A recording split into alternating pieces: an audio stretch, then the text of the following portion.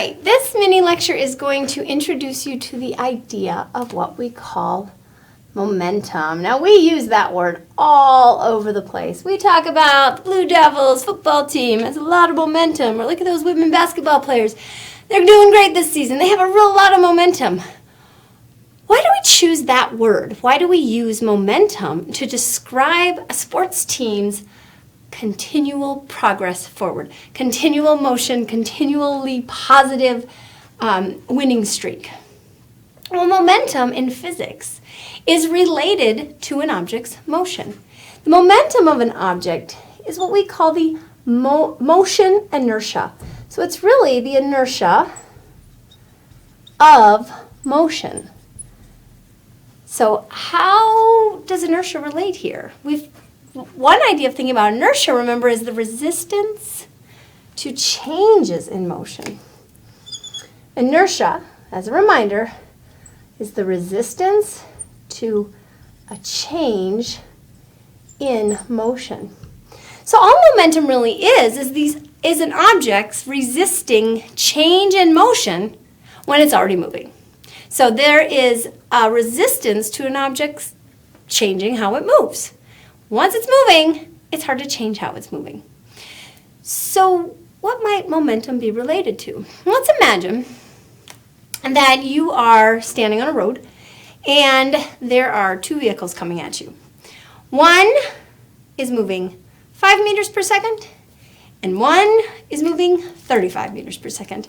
You have nowhere to go. You have one cliff on the side of you and one embankment on the other side. You are going to have to try to stop one of these two vehicles. Which one are you going to choose? The one going 5 meters per second or the one going 35 meters per second? Probably the one going 5 meters per second. It'll be easier to stop, to change the motion of the one going 5 meters per second. So how is that related to inertia, to momentum?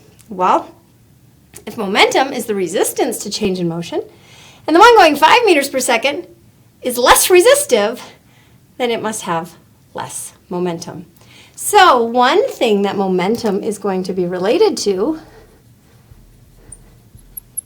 it'll be proportional to the velocity.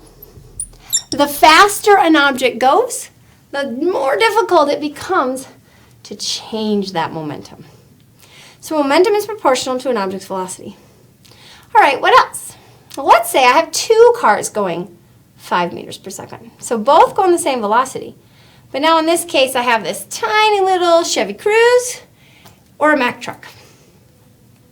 Which one are you going to opt to try to stop so that you don't get run over? The Chevy Cruze. What's the difference between this tiny little Chevy Cruze and a big Mack truck? Well, the Mack truck's a heck of a lot more massive. So we also know that momentum is going to be harder to change an object's motion if it's pretty massive. Momentum is also proportional to mass. And that's it. That's the relationship that we need to develop for momentum. Momentum uses a variable p. I know, it's a little weird. So momentum is the variable p. Its relationship is proportional to both of these.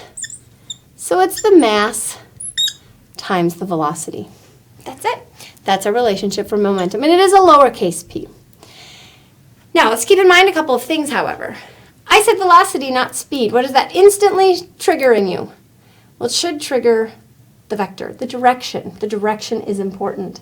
And if momentum is proportional to velocity, then if velocity is a vector, momentum has to be a vector as well. Now, momentum is also proportional to mass. Is mass a vector? Nope. So mass doesn't have direction. So the momentum is always in the same direction as the velocity. And that should make some intuitive sense. It's the inertia of the object's motion. One might intuit that the inertia is in the same direction as the motion. All right, that's our idea about momentum. Good job.